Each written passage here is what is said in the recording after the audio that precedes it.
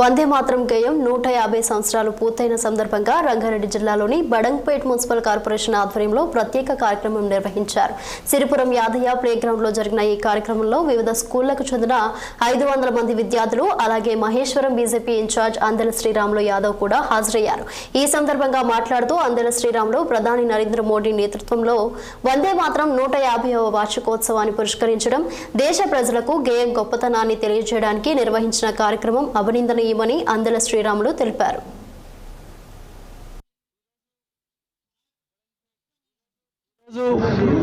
బడంగ్పేట్ అధ్యక్షుడు రామకృష్ణారెడ్డి గారి ఆధ్వర్యంలో ఇక్కడ దాదాపు 12 స్కూల్ పిల్లలందరూ వచ్చి వందే మాతరం 150 సంవత్సరాలు పూర్తయిన సందర్భంగా మరొక్కసారి జ్ఞాపకం చేసుకుంటూ నిజంగా కూడా ఆ రోజు రాసిన మేధావి నిజంగా ఇప్పటికీ మనకు ఆ గీతం మన దేశభక్తి గీతంగా రావడం చాలా సంతోషకరం.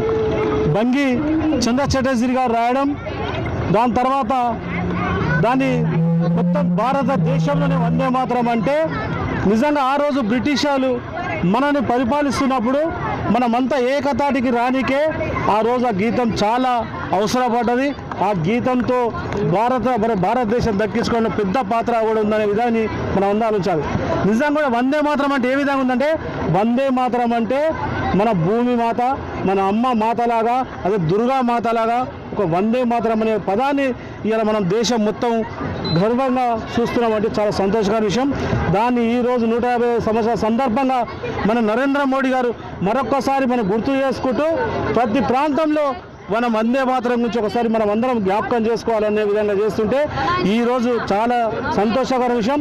ఇక్కడ చాలామంది మేధావులు వచ్చి టీచర్లు కానీ ఇతర మేధావులు కానీ వందే మాతరం ఆ రోజు మనం ఏ విధంగా అనుసరించబడామో ఈరోజు మనం ఏ విధంగా ముందుకోవాలనో, మొన్న కూడా సింధూరు ఏ విధంగా వస్తే ఏ విధంగా దేశం ఏకతాటి మీదకి వచ్చిందో రాబోయే రోజుల్లో కూడా మనం దేశం గురించి ప్రతి ఒక్కరూ ముందుండే విధంగా పిల్లలకు నేర్పే విధంగా మనం అందరం ముందుకు